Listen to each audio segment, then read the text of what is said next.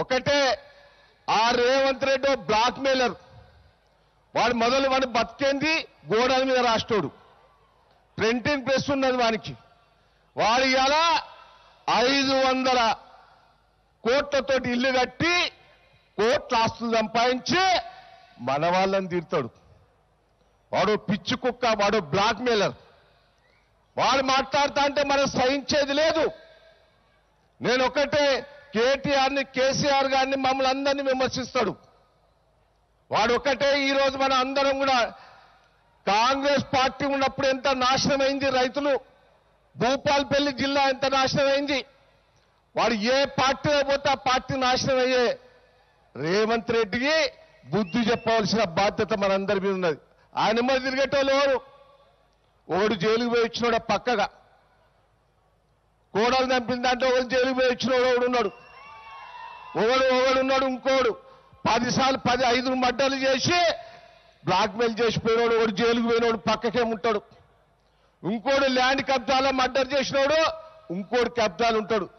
జైల్లో పోయిన వాళ్ళందరూ 3-4 ఆయనెంబడే ఉంటారు. వాడో బ్లాక్మెయిల్, వాడు జైలుకు పోయి వచ్చినాడే.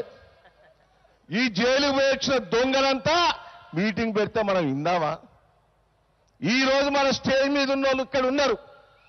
వీళ్ళంతా కూడా తెలంగాణ కోసమో ప్రజల కోసమో పోరాటం చేసిన వ్యక్తులే తప్ప దొంగతనాలు చేసో బ్లాక్మెయిల్ చేసి జైలుకు పోయిన వాళ్ళు కాదు. కాంగ్రెస్ పార్టీలు ఇప్పుడు తిరిగేటోళ్ళంతా ల్యాండ్ మాఫియా, మర్డర్ కేసులు, బ్లాక్మెయిల్ చేసి జైలుకు పోయి 100 కేసులు ఉన్నోళ్ళు ఇలా మాట్లాడుతారు నీతులు. అదే బీఆర్ఎస్ పార్టీలో ప్రజల కోసం పోరాటం చేసిన వ్యక్తులు, తెలంగాణ కోసం పోరాటం చేసిన వ్యక్తులు జైలు పోయిన వాళ్ళు ఉన్నారు. ప్రజల కోసం జైలు పోయిన వాళ్ళు ఉన్నారు.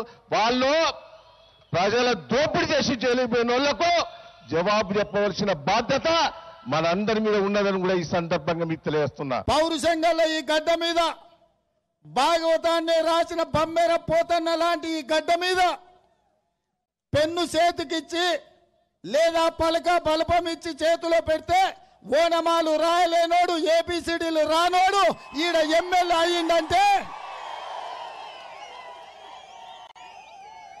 నేను సూటిగా సవాలు విసిరదలుచుకున్నా. రాజీవ్ గాంధీ విగ్రహం సాక్షిగా పాలకుర్తి చౌరస్తా నుంచి పలక బలపం ఇచ్చి ఓనమాలు మొత్తం రాసిన, ఏబిసిడీలు అన్ని రాసిన నేను రాజకీయాల నుంచి తప్పించుకుంటా. మీ ఎమ్మెల్యే సిద్ధమా అని చెప్పి నేను అడుగుతున్నా. మిత్రులారా, మీకు తెలుసు ఆనాడు మేము ఒక్కటే పార్టీలు ఉన్నాం. ఈ ప్రాంతానికి డాక్టర్ సుధాకర్ రావు గారు మీకు అందరికీ తెలుసు. ఈ దగులుబాజీ ఆయనను బావా బావా అని తిరుగుతున్నప్పుడే సుధాకర్ రావుకు చెప్పిన, బావాన్ని ఎంబడి తిరిగిందంటే నిన్ను వెన్నుపోటు పొడుసుడు ఖాయమని. ఆయనలో టికెట్ పంచాయతీ వచ్చింది.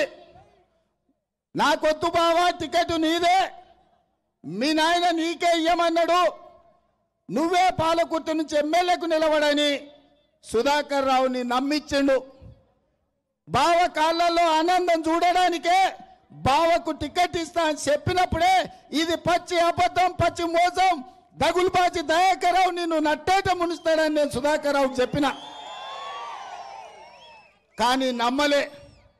కానీ చివరికి నమ్మి సుధాకర్ రావును ఖతం చేసిండు రాజకీయాలలో. పర్వాలేదు, ఎమ్మెల్యే పదవి కోసం ఈ కుర్చీలో కూర్చోవడానికి చుట్టపోని మోసం చేసిండంటే ఏదన్నా అనుకోవచ్చు.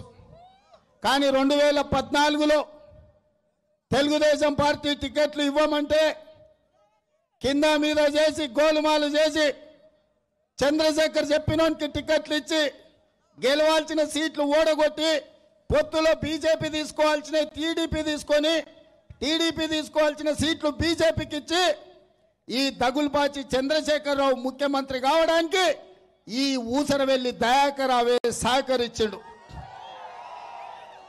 ఓనమాలు రానోన్ని ఎమ్మెల్యేగా విప్పుగా అన్ని రకాలుగా రాజకీయంగా ఇచ్చి జెండా కమిటీ నుంచి మొదలు పెడితే ఏ బాధ్యత వచ్చినా శాసనసభ ఫ్లోర్ లీడర్ వరకు తెలుగుదేశం పార్టీ చంద్రబాబు నాయుడు గారు నమ్మి అవకాశం ఇచ్చాడు.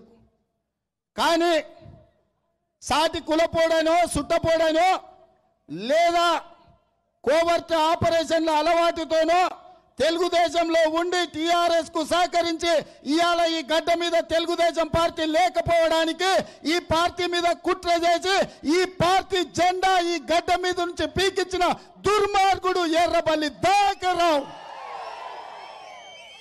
నేను ఇవాళ తెలుగుదేశం పార్టీ అభిమానులకు రాష్ట్రం నలుమూలలు ఉన్న వాళ్ళకు నేను విజ్ఞప్తి చేస్తున్నా. పేదలకు అండగా నిలబడి బడుగు బలైన వర్గాలకు ఆత్మగౌరవాన్ని తెచ్చిన తెలుగుదేశం పార్టీని ఈ గడ్డ మీద లేకుండా చేసిన ఎర్రబల్లి దయాకర్ రావును బంద పెడితే తప్ప తెలుగుదేశం పార్టీ కార్యకర్తల ఆత్మగౌరవం నిలబడదు.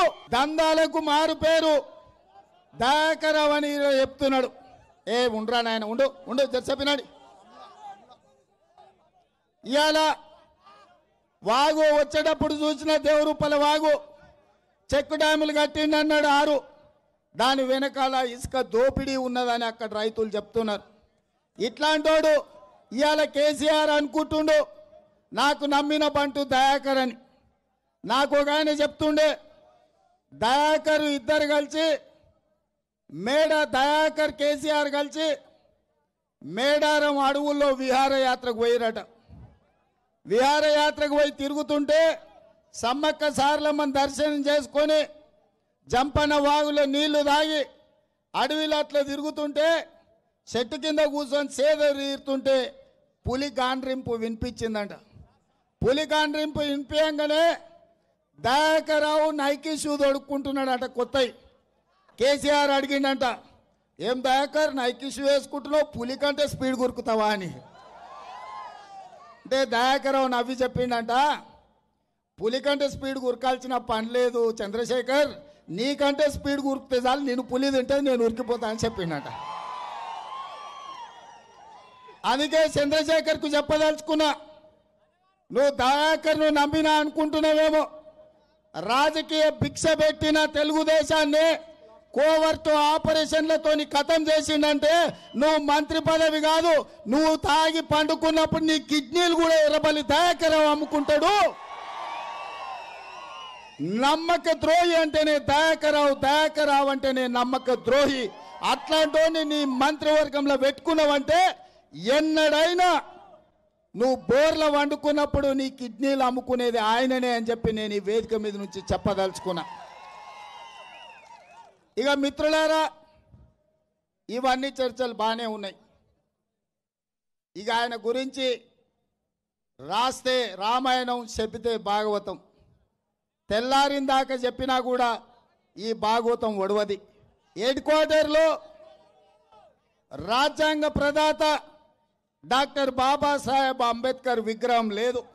ఉన్న రాజీవ్ గాంధీ విగ్రహాన్ని తీయాలని కుట్రలు కుతంత్రాలు చేస్తుండు. రాజీవ్ గాంధీ విగ్రహం మీద చేయబడ్డదంటే బిడ్డ ఒక్కడు కూడా ఉండడు. నేను ఈ వేదిక మీద నుంచి అధికారులకు కూడా చెప్పదలుచుకున్నా, పాలకుర్తి చౌరస్తాలో రాజీవ్ గాంధీ విగ్రహాన్ని తీయాలని కుట్ర జరుగుతుంది. మా కార్యకర్తలు కాంగ్రెస్ నాయకులు కాపలా బండి విగ్రహాన్ని కాపాడినరు. ఆ విగ్రహాన్ని ముట్టుకుంటే ఊరుకునే సమస్యనే లేదని చెప్పి నేను ఈ సందర్భంగా చెప్పదలుచుకున్నా. హాయ్ ఫ్రెండ్స్, మా టుడే టుమారో యూట్యూబ్ ఛానల్ చూస్తున్నందుకు చాలా థ్యాంక్స్. మరిన్ని లేటెస్ట్ వీడియోస్ కోసం వెంటనే సబ్స్క్రైబ్ చేయండి. అలాగే ఈ బెల్ ని కూడా రింగ్ చేసేయండి. మా నోటిఫికేషన్స్ అన్ని మీ మొబైల్లో వస్తాయి. అలాగే మా వీడియోస్ మీకు నచ్చితే లైక్ చేయండి, షేర్ చేయండి, నచ్చకపోతే కామెంట్ చేయండి.